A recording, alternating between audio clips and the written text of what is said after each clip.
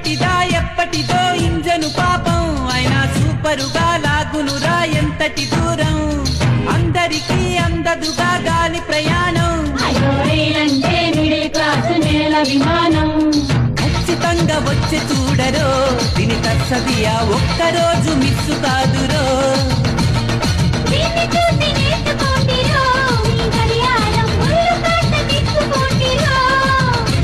ఇది జీవితంలో ఏ రోజు లేటుగాను రాదు కదా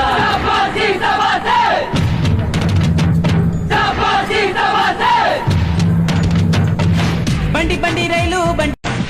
ఇప్పటిదా ఎప్పటిదో ఇంజను పాపం అయినా సూపరుగా లాగునురా ఎంతటి దూరం